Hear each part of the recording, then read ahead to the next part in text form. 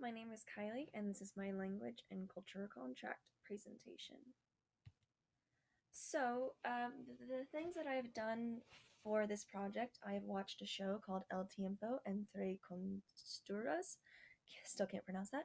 I watched about 5 episodes of that. They're each about 50 minutes, so that came up to a total of 4.1 hours.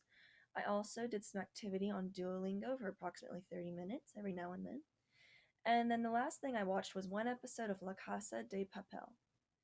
So, a brief summary of some of these activities that I've done.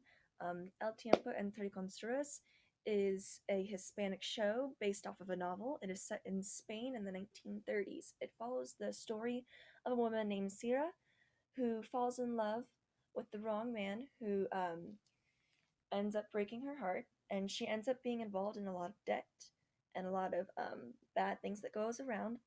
And she eventually comes across some guns that she needs to smuggle across the border, and she has to smuggle this because this is during the Spanish Civil War. Um, and sh- and so she needs to pay off her debt, and that is why she is smuggling guns. She then uses the money to open up a dress shop, which because she is a seamstress, and she is now getting a whole lot of clientele, and that's where I stopped watching in El Tiempo Entre Construas. Duolingo is just an educational app where they go over some vocabulary and sentences um, for educational purposes, and La Casa de Papel is about a woman named Tokyo who was involved in a lot of bank heists. She steals a lot of money, and the first episode is about the bank heist where her lover is killed.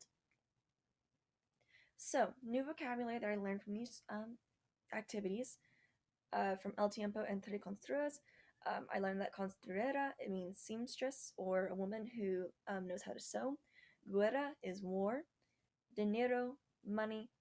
Fulana, floozy. And vestido, dress. These are all very prominent in the show, and they're mentioned quite a lot since it's a like a romance spy movie. Duolingo, some things that kind of stuck out to me that I haven't known before is maleta, which is suitcase, aeropuerto, airport, disculpe, excuse me, lo siento, I am sorry, ropa, clothes, camisa, shirt.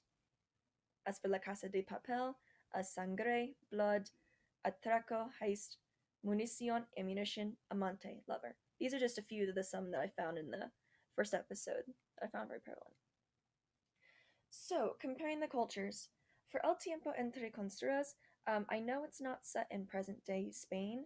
It's set in the 1930s, so some of their culture nuances may be different than they are now, but I believe some that I have noticed could possibly still be going on today. So I noticed that when you greet someone familiar, like Sierra does with her caretaker, they kiss each other on the cheek a few times, and she does that with a few people she lives with. And I find that very different from here in the US, where we don't like contact like that. We do handshakes and hugs, as they do as well in Spain, but the kissing is a bit foreign to us.